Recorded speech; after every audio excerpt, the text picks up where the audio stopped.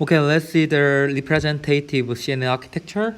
Actually, nowadays there are so many CNN architectures, so it's really hard to explain every architecture. But today we will just see the two very impressive architecture.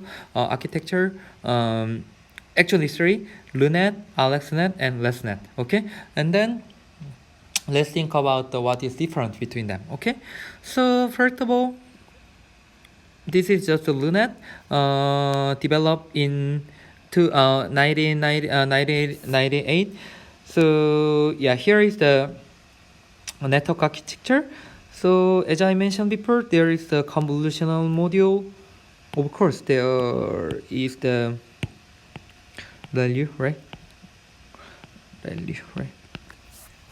And then there was a subsampling. Actually, this is the pooling. Actually, max pooling, right? So and then this is the activation volume, right? Or the activation map. So and then by using the several kinds of the convolutional module, there's the convolution module. There is the another activation map here, right? Right. So by stacking the convolution layer followed by the subsampling or the max pooling, this network can generate the output from the input image, right? So this is the this is the first starting point of the convolution neural network. Specifically, convolution filter was the 5 by 5 applied with the stride 1, right? Subsampling or the pooling layer was a 2 by 2 applied with a stride 2, right? So it means that if we go back to the max pooling, so this is one window whose size was 2 by 2, and stride 2 means without computing this one, we can compute the 2 pixel after 2 pixel output, right? So this is the stride. And then that is the architecture is the comb pooling FF. FC means fully connected, right? So fully connected means actually if we go back to our lecture 9, actually it was a fully connected layer network, right? So the plain neural network is also called the fully connected layer network, right? So after computing the several convolution and pooling, and then finally they use the fully connected module to generate the output, right? Or the neural network, plain neural network. So actually, there's no reason that this network architecture is the best option to estimate the output given this input, but empirically, they try to find out the suboptimal network architecture to generate the output, right? So anyway, it was a success in the character recognition, right? So and then real success was here. So AlexNet, published by the Kreja Sivu in 2012, right? So this architecture is more complicating, right? By the way, you don't need to remember this architecture, but just try to understand what is the meaning of each architecture or each module, right? So anyway, architecture was something like this: the one comb here, and max pooling layer, and the normalization, right? So we didn't talk about this one because this is the beyond scope of this course. But the normalization layer is just like the normalization with some value, right? So if we have the time, we will discuss this one in next in the next our next lecture, in next week lecture. But here, let's just keep this one. Actually, this is we can just say this is to improve the robustness of the deep neural network. Okay, and then there would be the one more convolution, max pooling, normalization, convolution, max pooling, and three fully connected layer, right? So this is the AlexNet architecture. By the way, to develop this architecture, this Alex, the Krzyzewski Alex, was trying to finding this optimal architecture during 5 years in the graduate student, when he was graduate student. So after 5 years, he found a very successful architecture, just called the AlexNet. So this paper is one of the most cited paper nowadays. So this 5 years 5-year the tuning was not useless. Okay. So anyway, so it was the AlexNet, right? If we see the detail, so architecture design something like this, right? So as I mentioned before, this is the number of filter, right? And 11 by 11 is the size of the filter, right? The stride 4 means the interval between each interval between each window, and pad means the number of the output pixel, number of the neighboring pixel outside the border, right? So if you don't understand this one, please go back to the slide. What was that? Slide this. Sorry, one. Okay. So please try to understand this one. Anyway, so from the 227 by 227 by 3 input, there's one convolution layer here. So by using this one, output will be something like this, right? So please try to compute this one from this one and this one by convolving this one and this one. Okay.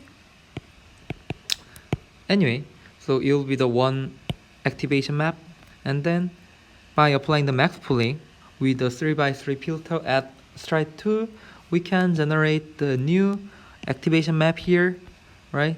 And then by applying normalization layer on here, and then by applying the another convolution, something like this, the output should be something like this, right? And then one more max pooling here, right?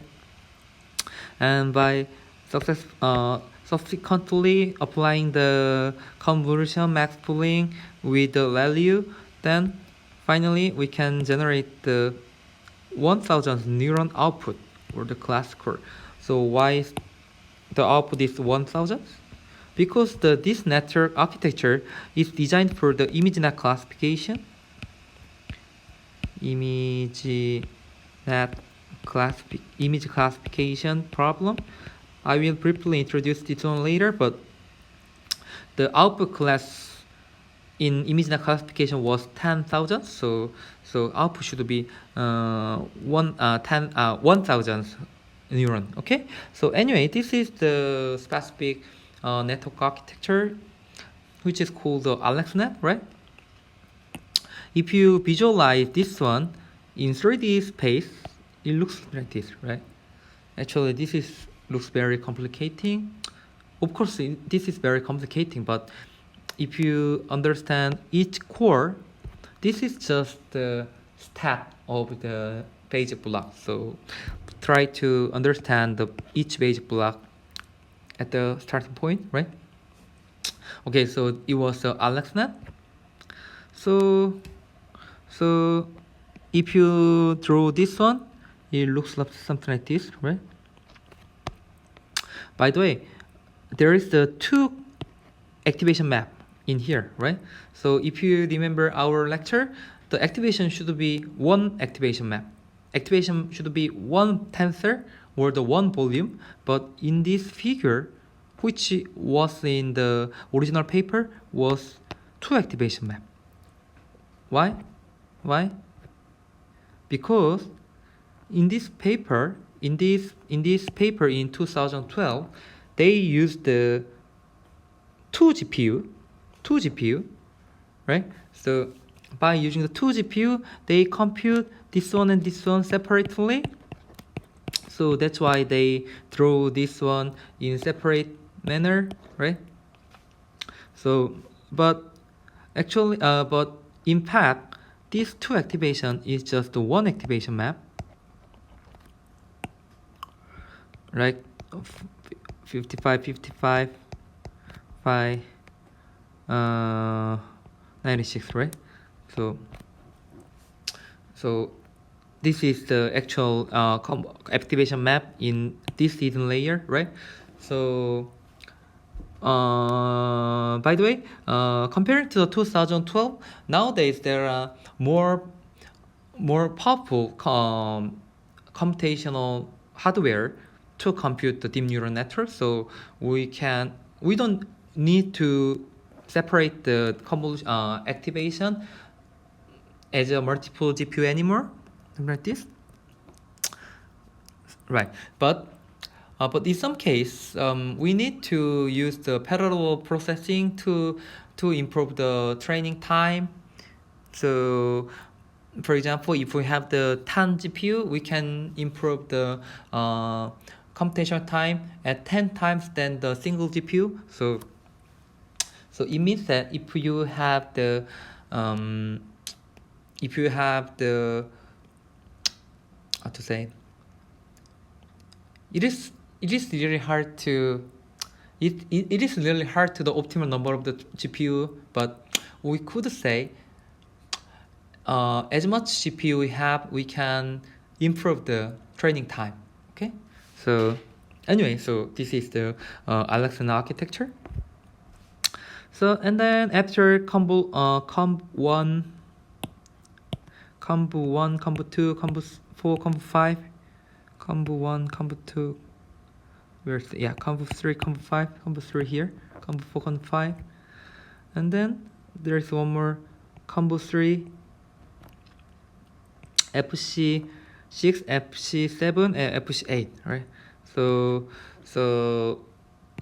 if you FC means the fully connected layer. So in this case, they are densely connected, right? Like this neural network. So here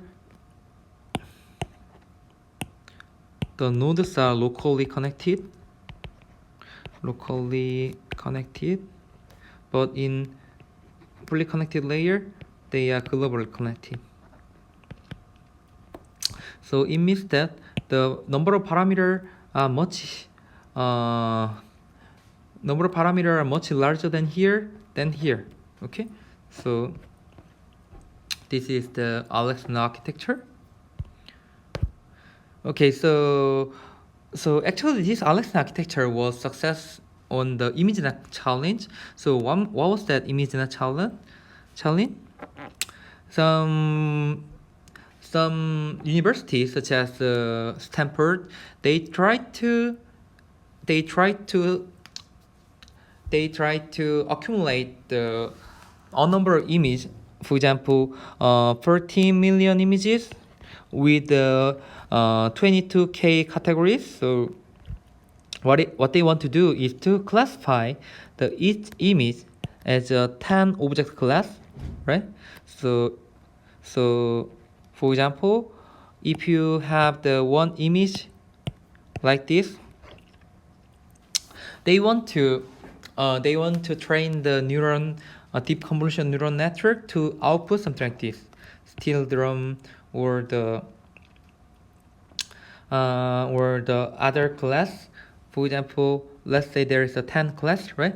So it was the image classification. So before 2012, there were so many methods, but after AlexNet, the performance gain was so huge. So it was the first starting point of the deep convolutional neural network. So after that, there are so many convolutional neural architecture, right?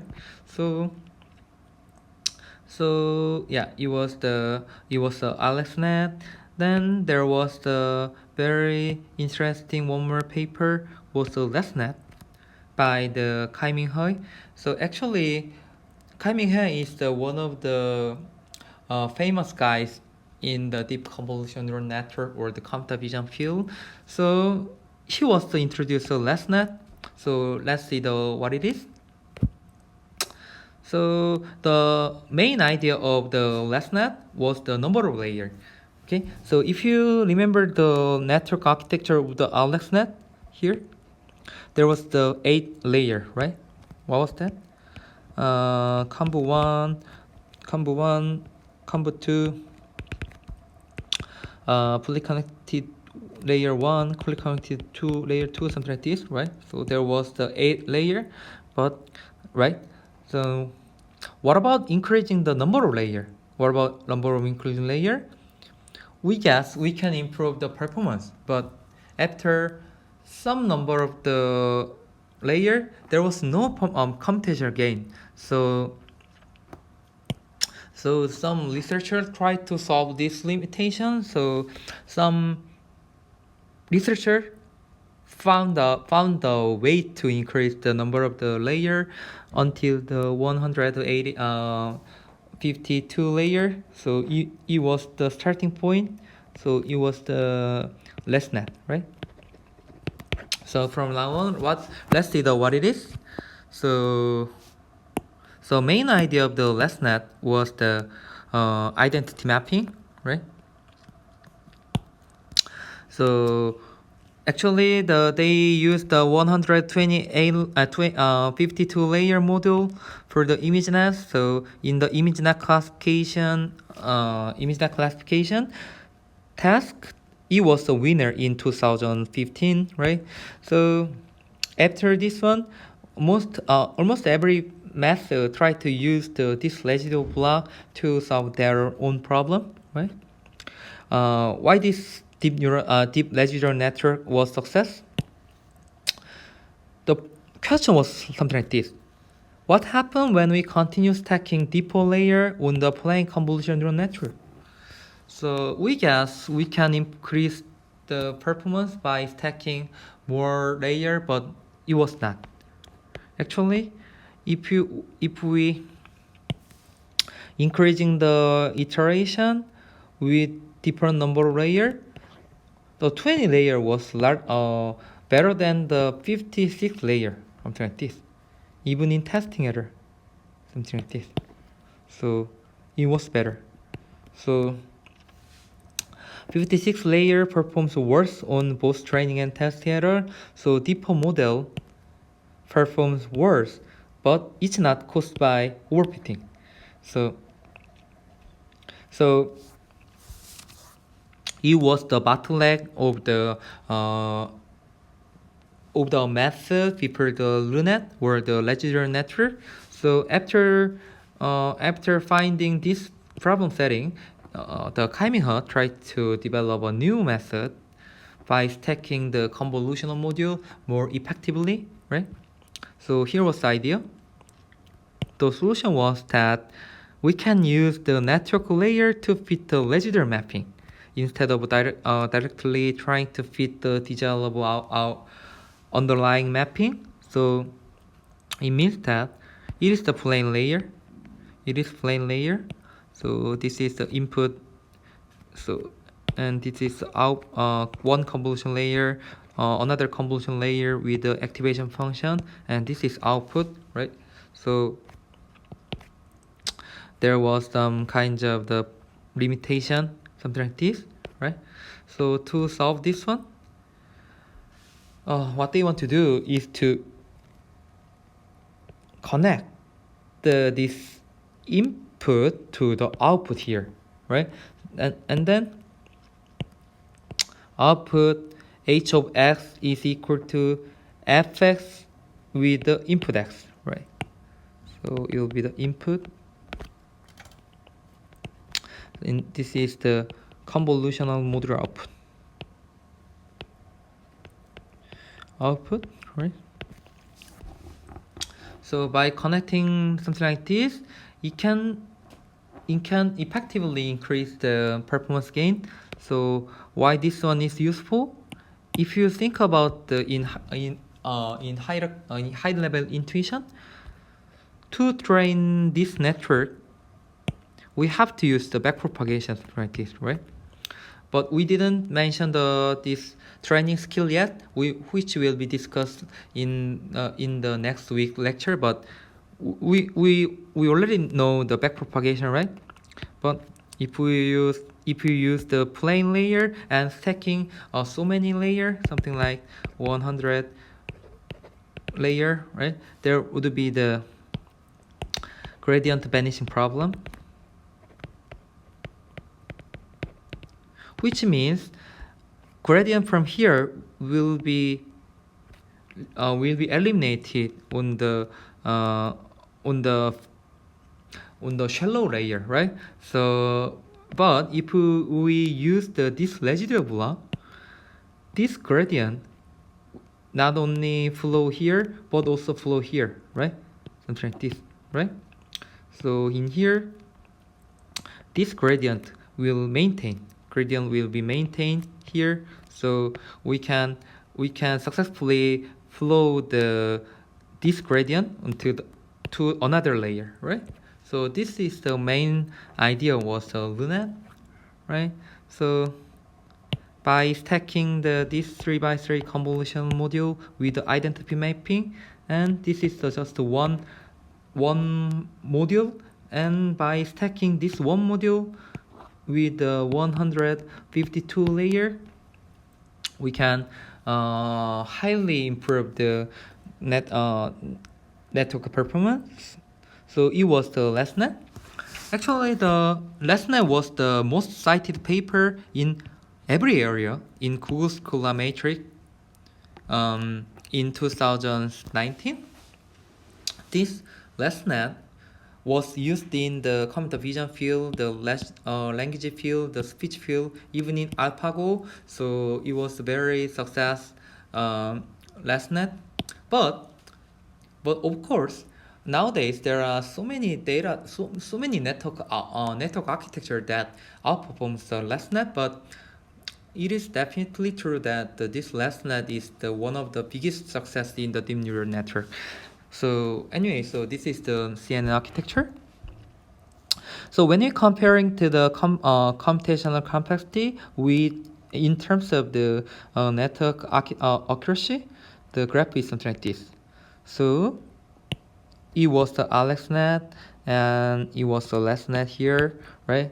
So when comparing to this one, the computational time here is similar, but the accuracy is much higher than the previous AlexNet, right?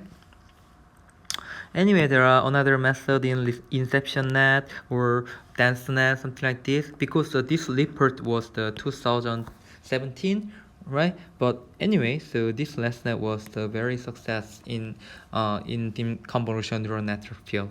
Okay, so yeah, it was the deep convolutional neural network. Okay, so we've talked about AlexNet, LessNet here, but as you can see here, there are so many network architecture here, maybe more than this one. So if you are interested in, please try to find out the paper. Actually, it is really hard to deal with every kind of the network architecture, because those kinds of network architecture was designed to solve their own problem, right? Like the image classification or other technique, but their philosophy is shared. So if you have enough time please try to understand what it is. I guess if I have a chance to make a new class in the next semester, I will try to deal with this kind of the architecture in detail, but in this course, I will just skip this kind of the network architecture. Okay. So yeah, that's it. This is the end of today's lecture. So where are we now? Where are we now? From last week, we start to study the deep convolutional neural network, right? So we introduced the neural network, and today we introduced the convolutional neural network, and we've shown some kinds of the case study in deep convolutional neural network, such as the AlexNet or the Let's Neural Net, right? Then what else? We have to think about how to train those kinds of network, right? So if you remember the logistic regression or the linear regression, there was some kind of the method to train their machine, something like the gradient descent or the coordinate descent, right? Right? To train the convolutional neural network, we can do similar things, similar to the gradient descent, right? But as you can see our previous slide, the network architecture is really huge, and the number of data it's almost infinity. So it's really hard to use the gradient descent directly. So we need to do more clever way to train the network. So in the next week, we will think about how to train those kinds of network with some fancy methods such as the batch normalization, hyperparameter tuning, data augmentation, and then we will talk about the transfer learning in the deep convolutional network. Okay, actually, this course, this lecture was the. In this lecture, we deal with so many items compared to our previous lecture. So I guess you might be confused comparing to the previous lecture. So if you have any question about this, please feel free to interrupt me or visit my office to discuss this. And then after that, we can move on to the training a neural network in the next week lecture. Okay? Thank you very much. See you next week.